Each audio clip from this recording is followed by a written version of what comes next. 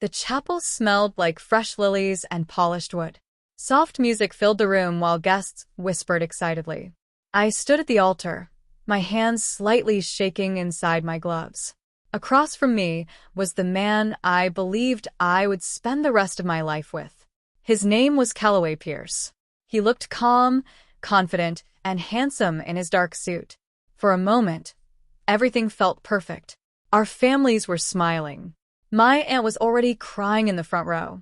The sunlight coming through the tall windows made the whole room glow. I remember thinking that this moment felt unreal, like something from a dream I had waited years to see come true. Calloway held my hands gently while the officiant spoke. His grip was warm and steady. I looked into his eyes and felt certain about my future. We had spent 3 years building this relationship, planning our lives together, and imagining the home we would create. Then his phone buzzed. At first, it seemed like a small interruption, just a quick vibration in his pocket.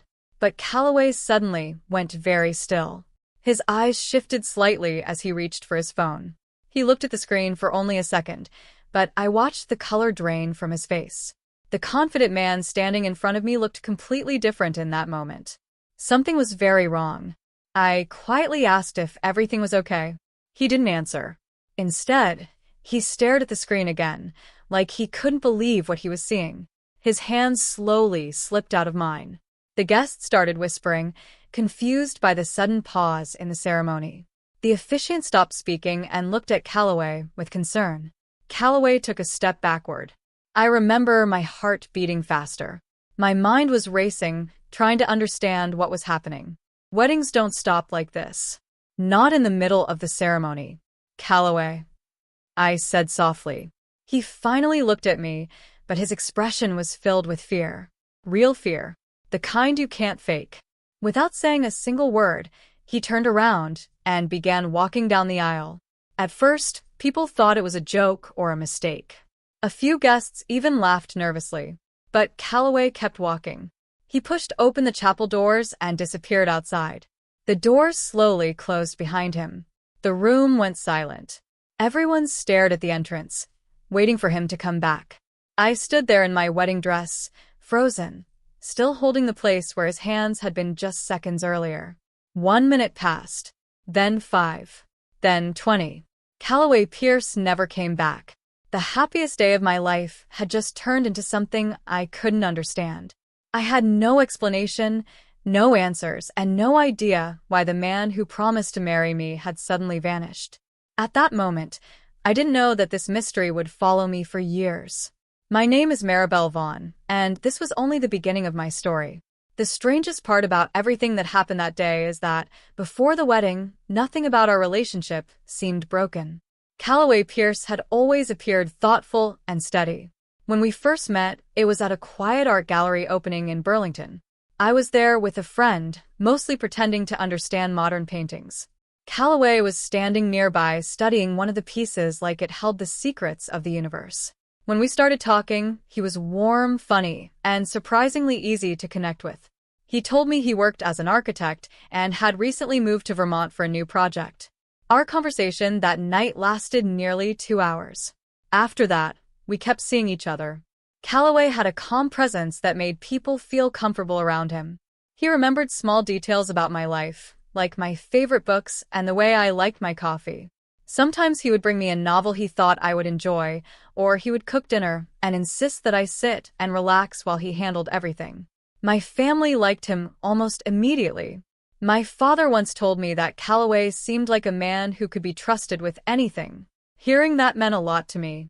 For 3 years, our relationship felt steady and real. We talked about the future often. Calloway loved designing buildings, and he would show me sketches of the houses he dreamed of creating one day. Sometimes he joked that he would design our future home himself. When he proposed, it happened during a quiet walk near Lake Champlain. There were no big crowds or dramatic surprises. He simply stopped, took my hands, and asked if I would spend my life with him. I said yes without hesitation.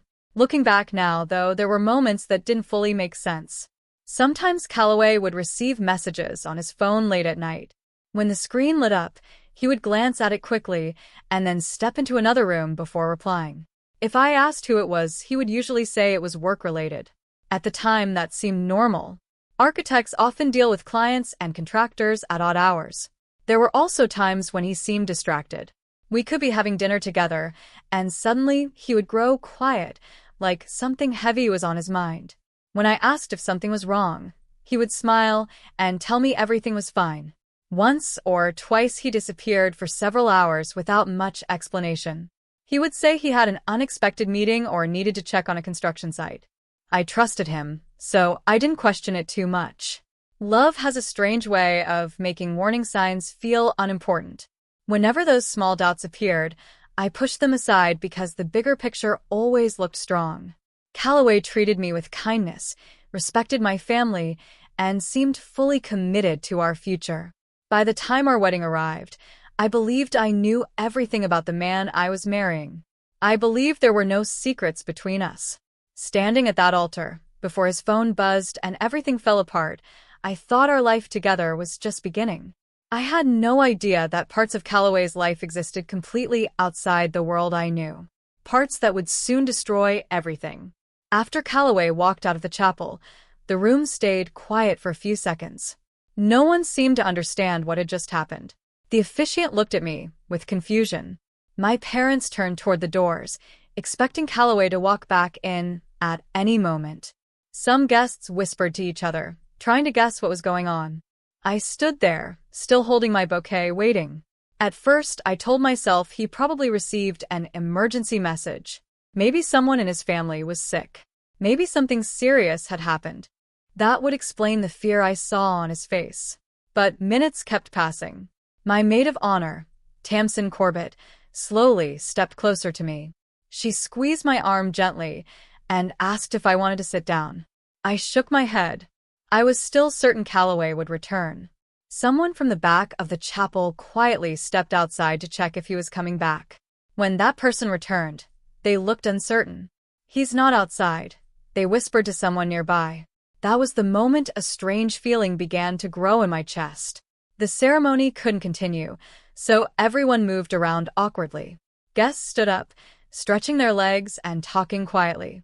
Some people tried to comfort me, while others simply stared at the doors. About 30 minutes later, my father walked outside himself to search for Calloway.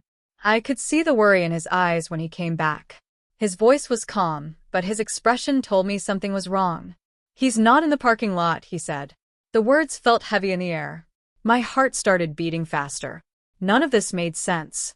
Calloway wouldn't just leave his own wedding. That idea felt impossible.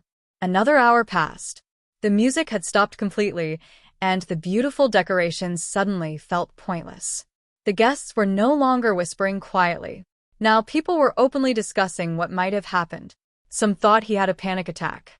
Others wondered if there had been an accident somewhere nearby. I kept staring at the chapel doors, hoping they would open again. But they never did.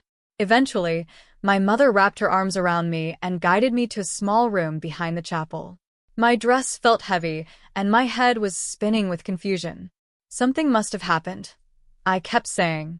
I repeated those words again and again because the alternative felt unbearable. Outside, more people were searching the nearby streets. A few of Calloway's friends tried calling him over and over. His phone went straight to voicemail. 2 hours after the ceremony was supposed to end, the truth slowly became clear. Calloway Pierce was gone. He hadn't stepped outside for a moment. He hadn't left because of a quick emergency. He had disappeared completely.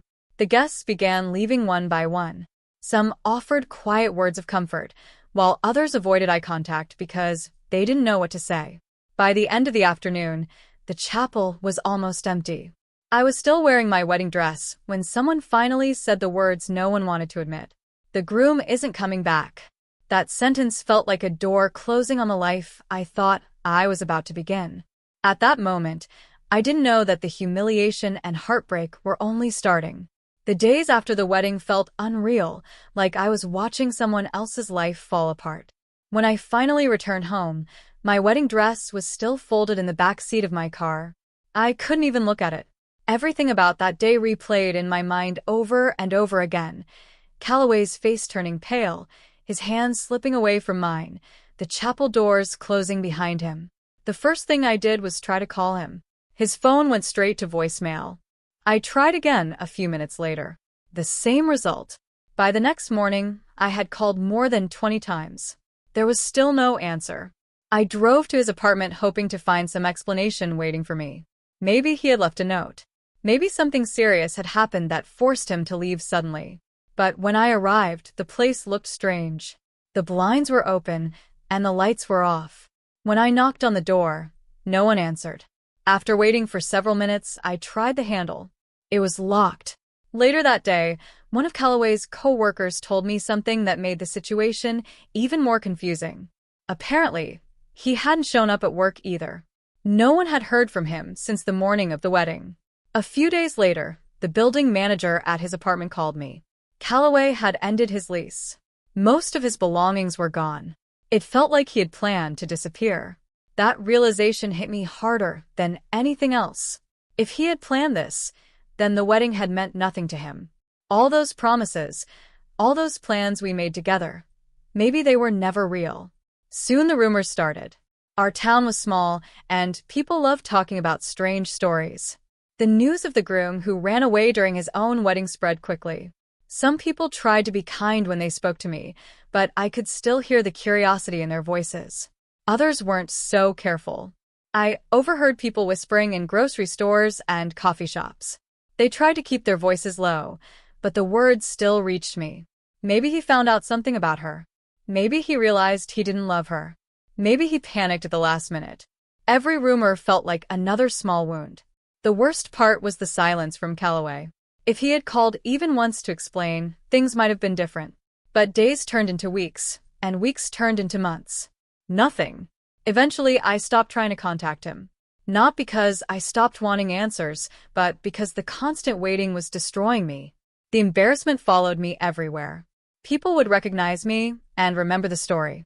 I became the bride whose groom vanished. It was a title I never wanted. The pain changed something inside me. I became quieter, more guarded. Trusting people felt dangerous after what happened. For a long time, I believed the man I loved had simply abandoned me without caring about the damage he left behind. Years passed before I finally found the strength to start over. And that new beginning would take me far away from the place where my life first fell apart. 5 years passed before my life finally started to feel calm again. After everything that happened, staying in Vermont became too painful. Every street reminded me of something connected to Calloway. The coffee shop where we used to meet, the park where he proposed, even the quiet roads we drove down on weekends. So, I decided to leave. I packed my belongings, said goodbye to my parents, and moved across the country to Oregon. It was far enough away that no one knew my story. No one looked at me with curiosity or pity. For the first time in years, I could simply be Maribel again. I rented a small apartment above a quiet shop in a peaceful neighborhood. Life there was slower and simpler. People minded their own business, and the air always smelled like rain and pine trees. Not long after arriving, I found a small bookstore that was for sale. It wasn't very large, but it had tall wooden shelves and a big window facing the street. Something about it felt warm and comforting. I used most of my savings to buy it. Running the bookstore gave me something to focus on. Every morning I opened the doors, arranged books on the shelves, and greeted the few regular customers who stopped by. The quiet routine slowly helped my heart heal. It was during one of those quiet afternoons that I met Evander Holt. He walked into the store looking a little lost, like someone who didn't visit bookstores very often. He stood near the history section for a while before finally asking me for help finding a specific book. His voice was calm and polite. Evander worked as an engineer at a nearby company. He explained that he had recently moved to Oregon as well and was still getting used to the town. Over the next few weeks, he returned several times. Sometimes he bought books, and sometimes he simply stopped by to talk for a few minutes. Unlike Calloway, Evander didn't try to impress anyone. He spoke honestly and listened carefully when others talked. There was something steady about him, something that made people feel safe. At first, I kept my distance emotionally. The memory of my past still made trusting someone difficult. I was friendly with Evander, but I didn't allow myself to imagine anything more. But friendships have a way of growing quietly. One evening, he helped me fix a broken shelf in the store.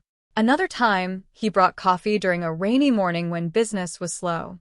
Slowly, without either of us noticing, our conversations became longer. Months passed. Evander never pressured me, never asked uncomfortable questions about my past. He simply showed up again and again with the same kindness. For the first time in years, I started to feel something I thought I had lost forever. Peace. Eventually, our friendship became something deeper. It wasn't dramatic or sudden. It was slow and natural, like a quiet sunrise.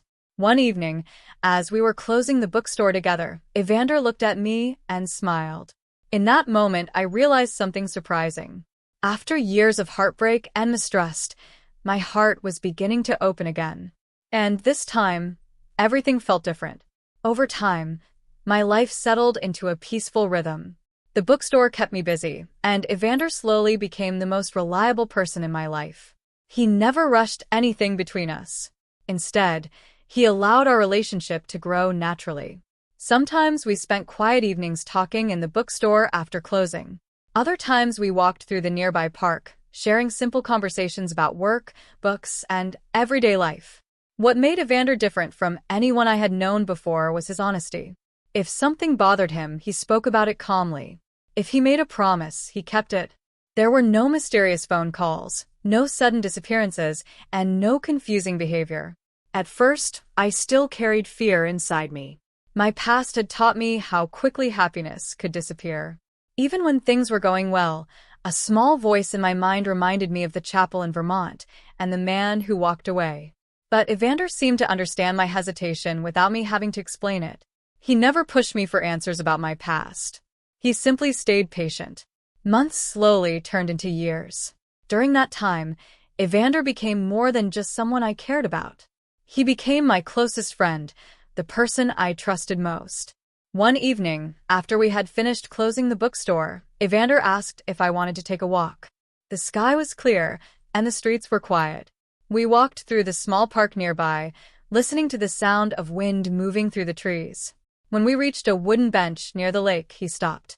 There was a calm seriousness in his expression that I hadn't seen before. He turned toward me and gently took my hands. "Maribel," he said softly, "I know life hasn't always been fair to you, but these past years with you have been the best part of my life." My heart started beating faster as he spoke. "I don't want to rush you," he continued, "but I want to ask something important." Then he reached into his coat pocket. Inside was a small ring. The moment felt simple, quiet, and sincere. Nothing like the large wedding I once planned years ago. But somehow, this moment felt more real. "Will you marry me?" he asked. For a few seconds, I couldn't speak. My mind flashed back to the past, the chapel, the whispers, the humiliation. That memory still lived inside me. But when I looked at Evander, I saw something completely different. I saw trust. I saw patience. And most importantly, I saw a man who had never once made me feel uncertain about his intentions. Tears filled my eyes as I slowly nodded. "Yes," I whispered. Evander smiled with relief and gently placed the ring on my finger. This time, I didn't want a large ceremony or hundreds of guests. We decided to keep our wedding small and peaceful, surrounded only by a few close friends. The ceremony would take place at a quiet forest lodge outside town. For the first time in many years, I believed that the painful chapter of my life had finally closed. I truly thought the past was behind me. But on the day of my second wedding, something happened that no one could have predicted. A ghost from my past returned. The morning of my second wedding felt calm in a way I had never experienced before. There were no large crowds, no loud decorations, and no pressure. Just a small forest lodge surrounded by tall trees and quiet paths. The air smelled like pine, and sunlight filtered softly through the branches. It was exactly the kind of peaceful setting I wanted. Inside the lodge, a few close friends were helping with simple preparations. My maid of honor, Tamsin, adjusted the sleeves of my dress while telling me everything looked perfect. Unlike my first wedding years ago, I didn't feel nervous. Instead, there was a steady feeling of warmth inside my chest. I trusted the man waiting for me outside. Evander had already arrived earlier that morning with a few of his friends. Everyone was relaxed, laughing quietly, and enjoying the peaceful atmosphere. For the first time in years, I felt ready to start a new chapter of my life. Just as the ceremony was about to begin, one of the lodge staff hurried inside, looking concerned. "There's someone outside," he said to one of the guests. A man collapsed near the entrance. At first, no one thought much about it. The lodge sat near a hiking trail, so people passing through the area wasn't unusual. A few guests stepped outside to see if the man needed help. Then I heard someone call out an alarm. More voices followed, suddenly filled with urgency. Something about the tone in those voices made my stomach tighten. Without thinking, I stepped outside the lodge as well. A small group of people had gathered near the entrance path. They were kneeling beside someone lying on the ground. The man looked weak and barely conscious. His clothes were dusty, and his breathing sounded shallow. When the crowd shifted slightly, I caught a clear view of his face. My entire body froze. For a moment, I thought my mind was playing a cruel trick on me. But the face on the ground was unmistakable. Even though he looked older, thinner, and pale, I recognized him instantly. It was Calloway Pierce, the man who had vanished from my first wedding. The man I hadn't seen or heard from in 5 years. A cold wave of shock moved through my chest. The world around me suddenly felt distant and quiet. Calloway looked nothing like the confident man I once knew. His skin was pale, and dark circles surrounded his eyes. His breathing was uneven, like every breath required effort. Someone tried to help him sit up, but he struggled to move. Then his eyes slowly opened. For a brief moment, his gaze moved across the group of people standing around him. And then he saw me. Recognition appeared in his eyes immediately. His lips moved slightly, like he was trying to speak, but the words barely came out. Maribel. Hearing my name from his voice after so many years felt surreal. The guests around me looked confused, trying to understand why this stranger was calling for me. But I knew exactly who he was. The man who destroyed my first wedding had just appeared at my second one. And he looked like he was dying. For a moment, no one spoke. The guests around us looked confused, trying to understand what was happening. I could barely move. Seeing Calloway again after 5 years felt unreal, like a memory suddenly stepping into the present. Evander quickly came to my side. He looked down at the man on the ground, then back at me. "You know him?" he asked quietly. I nodded slowly. My voice felt trapped in my throat. "That's Calloway." The name alone made the situation even heavier. Some of the guests exchanged surprised looks, but no one said anything. Right now, the only thing that mattered was the man struggling to breathe in front of us. Someone brought a chair, and with help, Calloway was carefully lifted into it. His hands trembled, and he looked exhausted, like he had been traveling for a long time without rest. His eyes stayed fixed on me. "I had to find you," he said weakly. Hearing his voice again stirred emotions I didn't expect. For years I had imagined what I would say if I ever saw him again. I had imagined anger, accusations, and questions. But standing there, seeing how fragile he looked, all those prepared words disappeared. "Why are you here?" I finally asked. He closed his eyes for a moment, as if gathering the strength to speak. "Because you deserve the truth."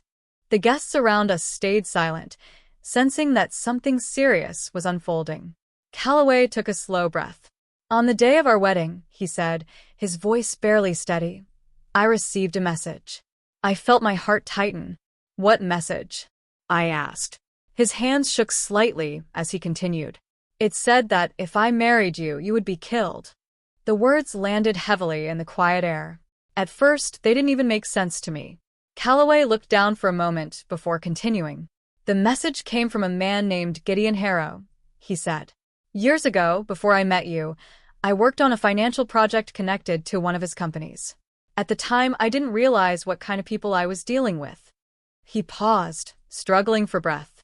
"Later, I discovered that Gideon was involved in dangerous operations, things far worse than simple business deals." I listened, stunned. By the time I tried to separate myself from him, it was too late, Calloway continued. He knew everything about my life, where I lived, who I loved. His eyes lifted toward me again. That morning, just before our ceremony started, he sent me a message with a photo of you entering the chapel. My stomach twisted.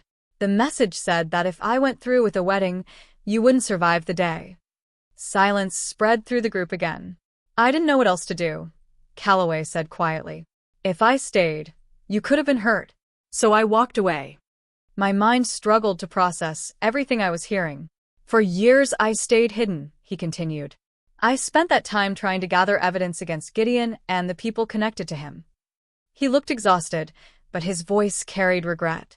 I knew leaving you would destroy your life, he said softly. But at the time, it felt like the only way to keep you safe. The truth he was revealing was something I had never imagined. But what he said next would change everything again. The forest lodge had become completely silent. Even the wind moving through the trees seemed quieter, like the world itself was listening. Calloway leaned back slightly in the chair, breathing with difficulty. His face looked pale and exhausted, but he forced himself to continue speaking. There's more you need to know, he said slowly. My heart was already struggling to process everything he had told me. For 5 years, I had believed he abandoned me without caring. Now he was telling a completely different story. What do you mean? I asked. Calloway turned his head slightly and looked toward Evander. For a moment, confusion filled my mind. Evander knows, Calloway said. The words hit me like a sudden shock. I looked at Evander, trying to understand what that meant. He stood beside me quietly, his expression serious but calm. You knew about this? I asked him. Evander nodded slowly. Yes, he said. The ground beneath my feet suddenly felt unsteady. Calloway continued speaking, his voice weak but clear.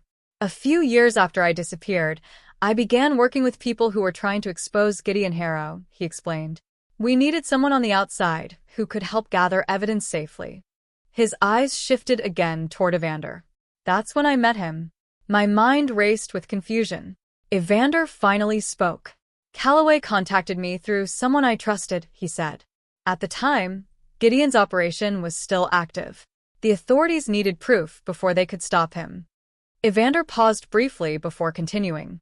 I helped collect financial records and information that eventually exposed Gideon's network. I stared at him in disbelief. You never told me any of this, I said quietly. Evander's voice remained gentle. I didn't want to reopen wounds that took you years to heal, he explained. You had already suffered enough because of that situation. Calloway gave a weak nod. He protected you, Calloway said softly. The whole time. A heavy silence filled the air again. For years I had believed my past and my present were completely separate parts of my life. Now I was realizing they had been connected all along. Calloway slowly reached into his jacket pocket with trembling hands. Inside was a small envelope. This contains the final evidence against Gideon, he said. Everything needed to make sure he can never hurt anyone again. He handed the envelope to Evander. It's finished now, Calloway whispered. His breathing became slower and more uneven. Then he looked back at me. Tears gathered in his tired eyes. I'm sorry, Maribel, he said quietly. Leaving you was the hardest thing I ever had to do. I could see the weight of years of regret in his expression. Before I could say anything, his body suddenly weakened. His head tilted forward slightly as his breathing stopped. Someone nearby gasped softly. Evander quickly reached out to check him, but after a moment, he slowly lowered his hand. The truth was clear. Calloway Pierce had returned after 5 long years, only to die in front of me. For a long moment, no one moved. The forest around the lodge felt strangely still, like everything had paused with us. The man who had once been the center of my life now sat quietly in that chair, his head lowered, his long struggle finally over. 5 years of anger, confusion, and unanswered questions had ended in the most unexpected way. Some of the guests quietly stepped away to give space. Others stood silently, unsure what to say. It was not the kind of moment anyone expected to happen at a wedding. Evander gently placed a hand on my shoulder. His touch was steady and reassuring, but my mind was still overwhelmed by everything I had just learned. For years, I had believed Calloway left because he didn't love me. That belief had shaped every part of my life since that day in the chapel. Now, the truth felt almost impossible to accept. He hadn't walked away because he wanted to. He had walked away because he believed it was the only way to keep me alive. Later that afternoon, the authorities were contacted, and the information inside the envelope Calloway carried was handed over. The evidence he had spent years collecting finally reached the people who could act on it. In the weeks that followed, the investigation moved quickly. The name Gideon Harrow began appearing in reports connected to financial crimes and illegal operations. With the documents Calloway gathered and the work Evander had helped complete, the authorities were finally able to shut down Gideon's organization. The man who had threatened my life years ago was arrested. For the first time since my first wedding day, the shadow that followed me finally disappeared. A few days later, I visited a quiet cemetery outside town where Calloway had been laid to rest. The sky was gray, and the air was cool. I stood beside his grave holding a single white rose. For years, I had imagined confronting him with anger and questions. But standing there, I didn't feel anger anymore. I felt something closer to understanding. "I wish things had been different," I said quietly. The wind moved softly through the nearby trees. Then I placed the rose on the ground beside the headstone. "Thank you for protecting me." That evening, I returned to the lodge where our guests had gathered again. The mood was quiet, but warm. Evander waited for me near the small ceremony area. When he saw me, he smiled gently. Despite everything that had happened, he didn't ask me to rush into anything. He simply stood there patiently, the same way he always had. But this time, my heart felt clear. The past no longer held the power it once did. So later that evening, surrounded by the people closest to us, Evander and I quietly continued the ceremony that had been interrupted. There were no grand speeches or dramatic moments. Just two people standing together, ready to begin a new life. As I looked at Evander, I realized something important. The story of my life had once been defined by betrayal and heartbreak. But it didn't have to end that way. Sometimes the truth arrives late, but when it finally does, it can set everything free.